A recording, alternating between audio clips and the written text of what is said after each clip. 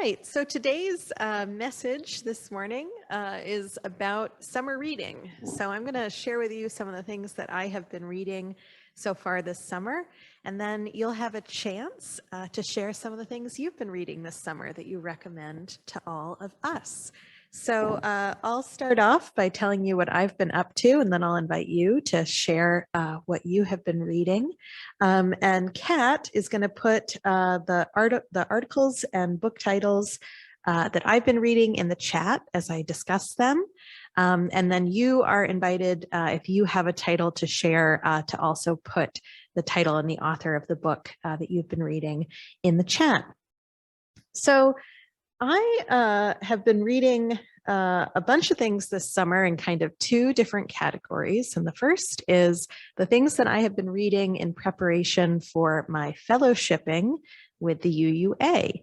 So some of you may be aware, and some of you may not be aware, that if you are in process of becoming fellowshipped with UUA, there is a rather extensive reading list that you are asked to become familiar with, and then to write about and be ready to discuss when you sit with the Ministerial Fellowshipping Committee. So I have been doing a lot of that reading and preparing to sit with the Fellowshipping Committee. And I wanted to share some of the things that I've read thus far. And the three things that I'm going to tell you about that I've read can all be accessed online. So I chose the titles that have online PDFs or online ways that you can access these things online.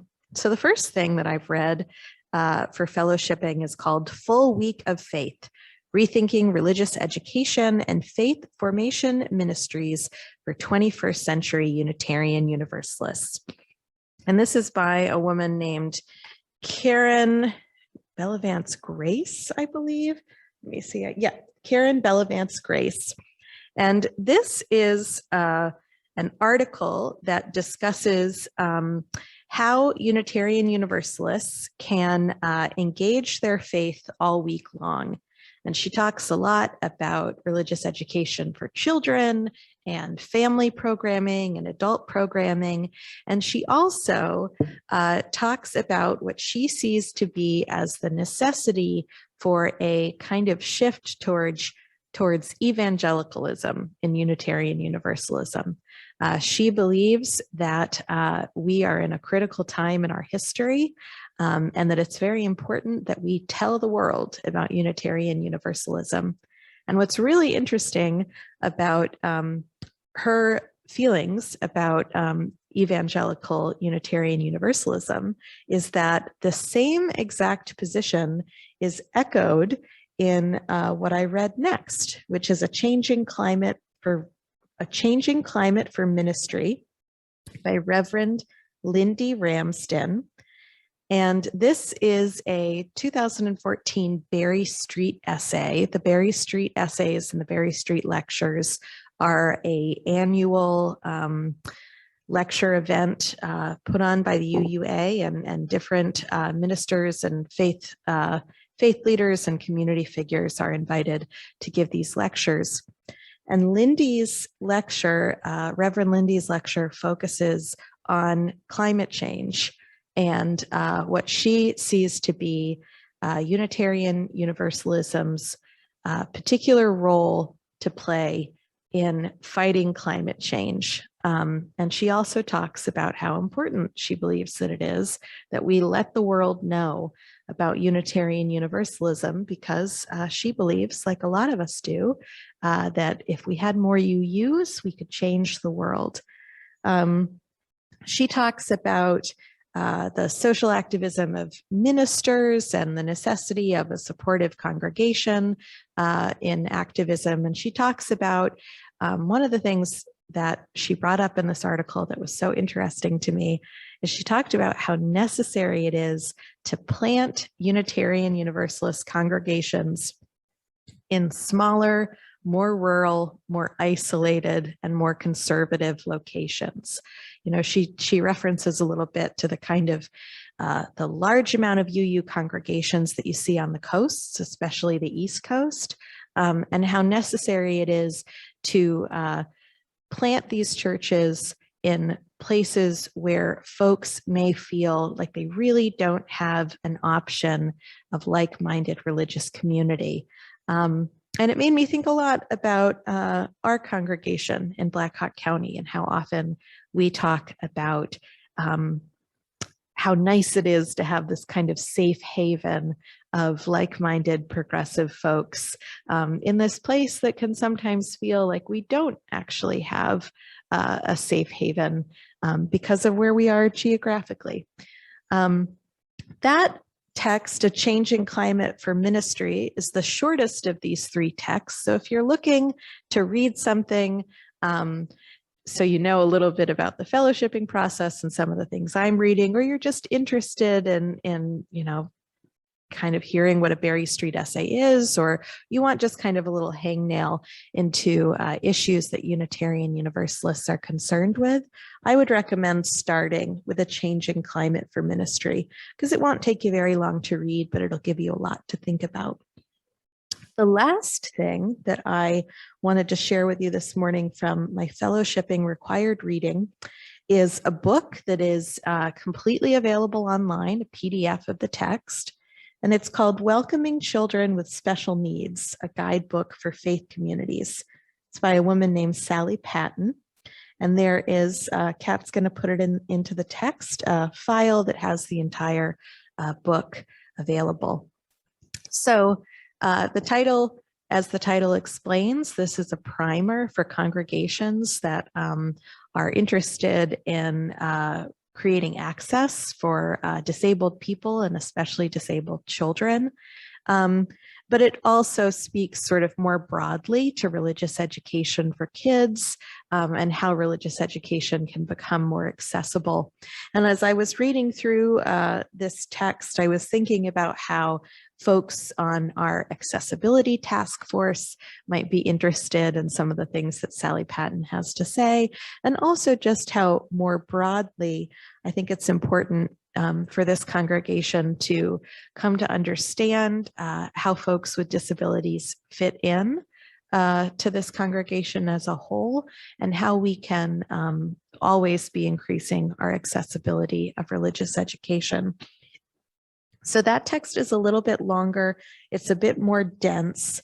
It is a full-size book, but one of the things that I would recommend, it's got a good index, is just selecting a chapter and reading from there. So those are three of the things that I have been reading for my fellowshipping. And I hope that you will check out one or all of those titles. And if you do happen to read any of them, please let me know, because I am certainly looking for folks that I can, you know, discuss some of this reading with. So if you do happen to read any of those things, please let me know and let's have a cup of tea and we can talk about them. So I also wanted to share with you some of the things that I have been reading for fun. Reading is one of my main hobbies, especially in the summertime. I tend to consume as many books as I can. I think of vacation time as a time to read. And I just wanted to share with you some of the things that I have been reading so far this summer. So I have some disclaimers for each of these texts. I don't recommend them wholeheartedly because I think, you know, there are content warnings kind of for all three of them. So I'll be clear about those content warnings, but just kind of be aware of that as I talk about these. So the first book that I read this summer was The Parable of the Sower by Octavia Butler. Okay, there. And so this is The Parable of the Sower by Octavia Butler. And Octavia Butler is no longer with us. She passed away several years ago, but she was a Black apocalyptic literature novelist. And she was also the author of Kindred and Fledgling. And Kindred was a Charity Nebby Talk of Iowa book group selection earlier this spring. And so I have not read Kindred, but knowing a little bit about Charity Nebbe and sort of her audience, I wouldn't be surprised if perhaps that was, in terms of content, maybe just an easier book to read. The Parable of the Sower is a novel about a young woman sort of at the end of the world. And her attempts to survive kind of the end of humanity. She invents a religion that carries her through, and she creates a community of survivors.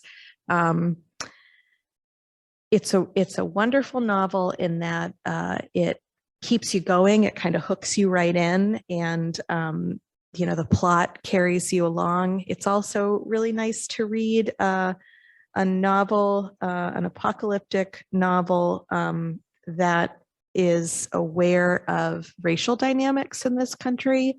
I think there's a real difference in some of the apocalyptic literature I've read by white authors, and I think the way that Octavia Butler writes. So if you know that you like that kind of literature, I would recommend this book.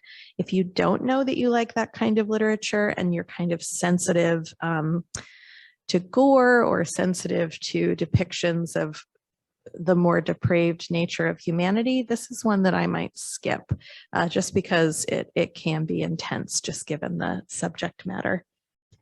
So the next book that I'm going to recommend is Shrill by Lindi West. This is a memoir. Lindi West is a journalist and really kind of a pop culture icon. She's a fat activist, and she has a lot of internet pieces that are very popular and well known. This is her memoir. It is absolutely hilarious. It's told from a feminist and fat liberation lens. It's really, really funny. It's also really, really crass. So if you don't like reading expletives, if you don't like stories about women's health, this may be one to avoid. But if you want to laugh a lot and have maybe some of your ideas about what it means to be a woman in the modern day challenged, I would definitely recommend Shrill by Lindi West. Also, if you don't feel like reading a book, if you're listening to this service and you're thinking, I don't have time, nor do I care to read a book, I would recommend Shrill, the series on Hulu with A.D. Bryant. So it's a television series. There are 2 or 3 seasons, maybe there are 3 seasons. The series ended this year. It's based on the life of Lindi West, and it's a really, really delightful and heartfelt and funny comedy on Hulu. So I would recommend that too. All right, the last book that I have read thus far this summer and that I'm going to recommend to all of you before I turn it over to hear your recommendations is called One Last Stop by Casey McQuiston. This is a novel that I was seeing kind of all over the place on social media. It's a story of a young, cynical woman who moves to New York and meets a pack of kind of misfit roommates. And then she has an encounter on the subway with the woman of her dreams. And she learns pretty quickly that that woman is caught in a time warp and needs to be rescued by August, who is the name of the protagonist in this book. The characters in this book are wonderfully written. You'll want to be dear friends with each one of them. The protagonist herself is kind of spunky and resilient, and also sometimes frustrating. this is just a delightful kind of easy read. I think that in terms of the three of these texts, this is definitely the most like summer novel that I have to recommend. It's the closest to a beach read. So if you're looking for a beach read, I would recommend One Last Stop. My one pet peeve about this book is that it's set in New York City. And I feel like too many things are set in New York City, and especially since I've moved from the East Coast, I notice more and more just how many things, films and movies, films and books are set in New York, and it kind of annoys me. But that's really the one bit of criticism I have for this novel, and I would recommend it. So that's what I have been reading this summer. If you have a book title to recommend, go ahead and raise your hand in the participant function. And just like we did for Joys and Sorrows, go ahead and unmute yourself and share your book title. Nancy, your hand went up so fast, I'm going to call on you first. Hi, you can hear me, right? Yes, we can. Okay. I finished The Orphan Maker about the 1918 flu, but actually my favorite book, and I just always have to push it and recommend it because it's so good and reads so easily and fast, even though it's a long book, is the Long Walk to Freedom by the autobiography of Nelson Mandela. And he just is so, his thoughts and everything are just so insightful. I love it. That's it. Yeah, Long Walk to Freedom, Nelson Mandela. Yeah, that is a really good one. And you're right, it's very long, but it reads very fast. I read that in college. Thank you, Nancy, for those recommendations. Jerry, go ahead and unmute yourself. Okay. I chose the last book that I just finished. I didn't go through everything I read this summer, but I'll hold this up. I don't know if you can see it. Are you seeing? Yes, we are. We can see it. Yeah. Okay, that's the cover. It's called The Barbizon, the Hotel That Set Women Free by Paulina Bren. And it just came out in March. And sorry, Emma, but it did take place in New York City, basically. The Barbizon is in New York City. But that was about 94 years ago when that was built. So I'm sorry about that. This is an interesting work, as it's about a hidden treasure in women's history, the hotel having opened as women were in the early years of new independence. They headed from around the country to New York City for professional opportunities, but still wanted a community and a safe retreat that felt like home. Regarding women's newfound independence, this was after World War I and after women had gotten the vote. I found the stories about many of the women who lived at the Barbizon over the years quite interesting. Some not so well known, and some famous, such as the unsinkable Molly Brown and later Grace Kelly. I kept wondering how the author even found all the minute details that she included about these women. Some excerpts from the book jacket include, the Barbizon was built in 1927. It was a romantic building at 140 East 63rd Street on the Upper East Side of Manhattan. It had a romantic purpose, and that purpose was that women were seeking their independence. It fixed a woman up with her dreams. It is the stylish, charming history of a unique institution. It tells the legacy of this magical hotel captured in brilliant detail by the author. It's a fascinating social history of a forgotten place in time and an intimate portrait of women trying to find their way in a pre-feminist world. The book chronicles key aspects of American women's history in the first half of the 20th century. And to conclude, I suppose some of my interest stemmed from the fact that in the 60s, I went to college in New York City. Some of the places mentioned in the book stirred memories for me. Even with that, I had never heard of the Barbizon prior to recently seeing this book was available. So after all these years, this author took me back to my own independence during my college days in the city that never sleeps. That's it. Wow, Jerry, thank you. That sounds wonderful. And I can't fault you. You didn't know about that pet peeve of mine. And lots of things happen in New York City, which is probably why so much media comes out of there. Well, Al, go ahead, Jerry. No, I was born way before you, so I had no idea that you were coming along and would have these feelings. So I went to New York City anyway. Thanks, Emma. Definitely. Oh, Al, go ahead and unmute yourself. Well, my favorite fiction author is John Grisham, and you know, he mostly writes legal thrillers, but unlike some of these thriller writers, he has a well-developed social conscience. He's written eloquently against the death penalty, among other things. But this new book he has out is kind of different. It's called Sooley, Sussooley,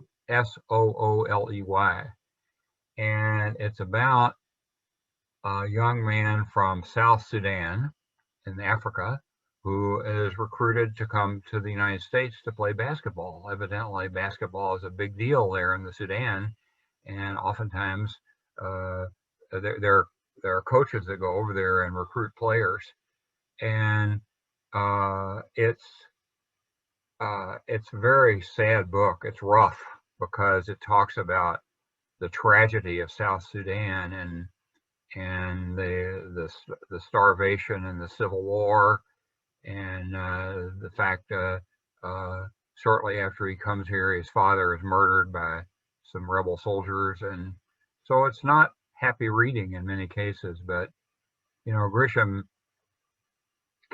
he's such a clean kind of I don't know how to put it. It's almost casually eloquent sometimes, and yet so he can convey this tragedy in a way that you really feel it, but he's not, you know, wallowing in it exactly. He's just saying, this is what happened. This is what happened to these people.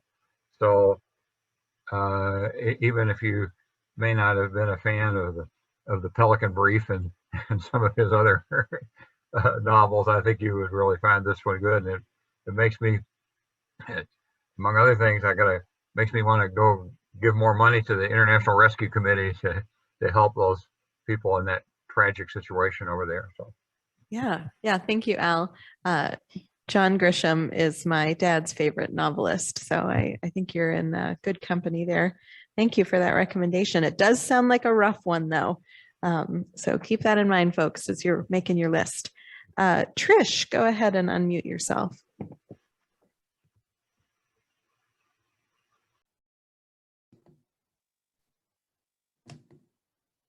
Well, these are not books that I read this summer, but during the pandemic, which was sort of like a summer, I guess. Anyway, they were recommended to me by two different people, my sister-in-law, my best friend, and they're about the book, the Pack Horse Librarians of Eastern Kentucky in the 1930s. And the one is called The Giver of Stars, and they have it at Walmart. I saw it on sale when I was there. And they also have the library, The Giver of Stars by Jojo Moyes, and that's about the Pack Horse Librarians. And it has a really good trial in it, if you like stories with a trial in it, and a very sort of humorous ending to that trial. But anyway, and good. And then there's this other book about the Blue People of Kentucky, and it's called The Bookwoman of Troublesome Creek. And I didn't know the name of the author, but I told the guy down at Cedar Falls Library, he knew exactly what book it is, and it's incredible. So they're both really, really good. And they're about the Pack Horse Librarians. I think this was set up by Eleanor Roosevelt as part of the New Deal. And it was wonderful for them. The Giver of Stars is also on audiobook. Is it? I read it on audiobook, so. oh yeah, Great. I read that one too. It's wonderful. I second that recommendation. Yeah, thank you for those recommendations, Trish. Those were great. I just want to note the time. We're running over today, which is fine by me, but just to ask folks to be concise, because we do have quite a few more recommendations. Lynn Williams, go ahead and unmute yourself. Okay. As most of you know, the work that I do in the pagan community entails doing interviews with a lot of our authors. And the one book that was sent to me that I read through, and I actually had a chance to interview the author who is in Australia, Tamara von Forslun. She wrote a book called Pagan and Witch Elders of the World. And it's a detailed book of all of our pagan elders who basically from past and present. And it talks about, she goes into detail on excerpts on their writings, their contributions to the community, and a lot of the good things that they've done to help educate those who are just now exploring their spiritual path. And it is a really good book that I've been recommending to everybody. Yeah, that sounds like a great anthology. Thank you, Len, for that recommendation. Juanita or Dennis, go ahead and unmute yourself. Yeah, I don't listen to NPR much, but my interest was piqued when I heard an interview of the author of this book that I'm going to talk about. And I called the Waterloo Public Library. They didn't have it. I asked them to get it. They did. And I love the 9-letter title of this book. And I'll hold it up and hopefully you can see that. AMORALMAN. And depending on where you put the spaces in those letters, the title could be either A Moral Man, or the title could be Amoral Man. And that gets to the heart of the book, which is the true life autobiography, really, of a young boy who didn't know his father, came out one day as a young boy, saw his mother making out with another woman. Didn't bother him, but it bothered the parents of his friends in elementary school. And he learned how to keep secrets as he moved from town to town because of that. And gradually he kind of moved from a very right and wrong moral person in his mind into somebody who ended up being a magician, a sleight of hand artist, who became one of his profession for a while was being hired by individual people to rig high stakes poker games.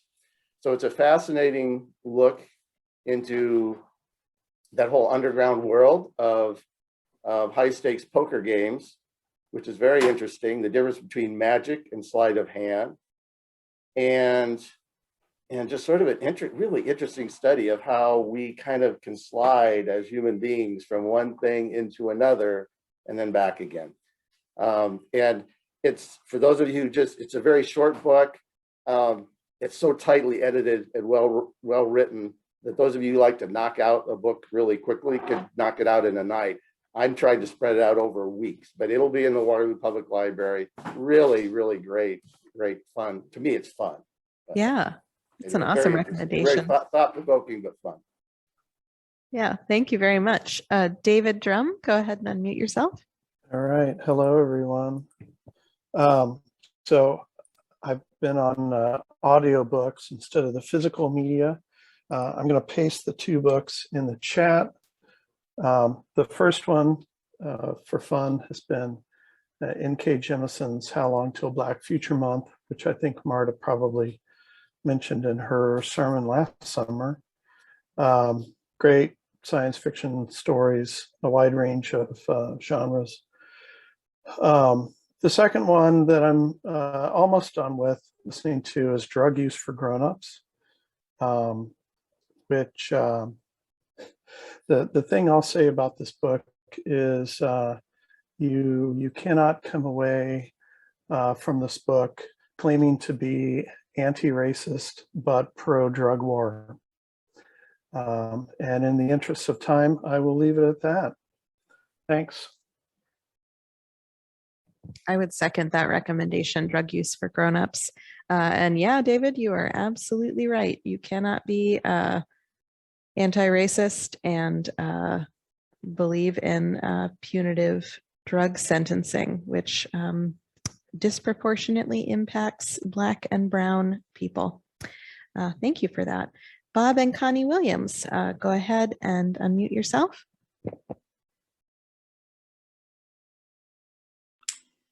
Hello.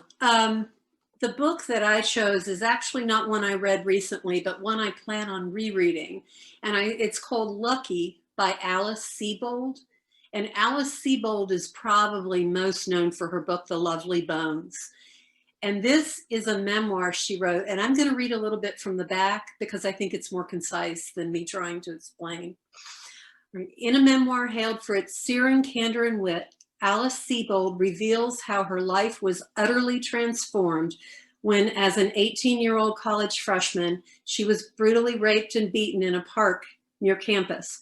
What propels this chronicle of her recovery is Sebold's indomitable spirit as she struggles for understanding, as her dazed family and friends sometimes bungle their efforts to provide comfort and support, and as ultimately she triumphs, managing through grit and coincidence to help secure her attacker's arrest and conviction. In a narrative by turns disturbing, thrilling, and inspiring, Alice Sebold illuminates the experience of trauma victims even as she imparts wisdom profoundly hard-won. And the quote it gives from the book is, "You save yourself or you remain unsaved." And there's a trigger warning there because obviously it can be triggering, but it's because of people who have shared about their traumas here in this congregation. I think of it every time someone shares, just because it is a really powerful story of overcoming. Yeah, thank you, Connie. That sounds wonderful. And I'm with you. I reread books that are particularly impactful, or books from when I was a kid. So I love a good reread. And it's always cool to see what you got out of something the first time you read it, and then what you got out of it when you read it again later. All right, Kat, go ahead and unmute yourself. I don't usually like to talk on Sunday mornings, but when you were going to be talking about books, I just couldn't help myself. I just finished a book called Homegoing by Yagyasi. It made a big splash when it came out 5 years ago, but I managed to miss it somehow, so I've caught up now. But it's this excellent, like, epic, sweeping novel about two branches of this African family tree. One of the branches remains in Africa, and the other branch, the matriarch, is sold into slavery. And so it tracks the two branches of the family tree through the generations, the one that remains in Africa and the one that ends up in the United States. And it's just really deeply excellent. And I recommend it to literally anyone who ever reads novels. Homecoming or homegoing? Homegoing. Homegoing. Homegoing. That sounds really good. Thank you, Kat. I knew you'd be good for a really strong recommendation. Carla and Michael, go ahead and unmute yourself.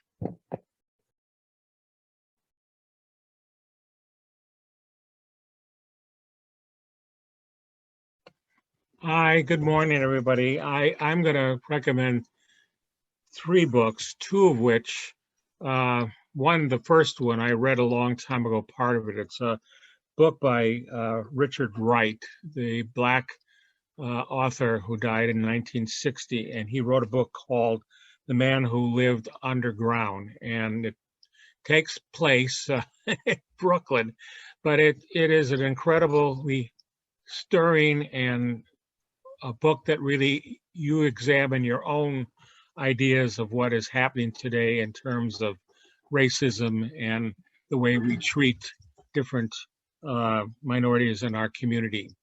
And I read that a long time ago in the 60s when I was taking a course on civil rights, and I'm looking forward to seeing the revised version. The other one that I haven't gotten but was recommended to me that I feel is really a great read, it's looking forward to, it's called The Untold Story of Women's Resistance Fighters in Hitler's Ghettos by Judy Battalion. And it really talks about an untold story of how so many women in many, many ways gave their lives and efforts to survive, and what they did in terms of resisting all the things that were being done to them by the Nazis and so on. And it was an untold story. And then as far as this summer, I love art. I think everybody that knows me closely, whether it's music or visual arts, I took off my bookshelf again, and I'm going to hold it up. I don't know if you can see it, but I revisited the book by Robert Etzel, and it's The Monuments Men. They made a film about this with George Clooney a number of years ago, but to read it again, what these people did, it wasn't just the men, but the men and women that were involved in saving the great art of that was looted during war, pre-war and during the war, is an inspiring story. So those are the three books that I recommend that you look into, and especially The Monuments. And right now, they couldn't cover everything that was in the film, of all the sacrifices of that to save so much of what is the iconic art of our civilization. Thank you, Michael. 3 great recommendations. All right. Well, thank you all so much for your recommendations. Happy reading.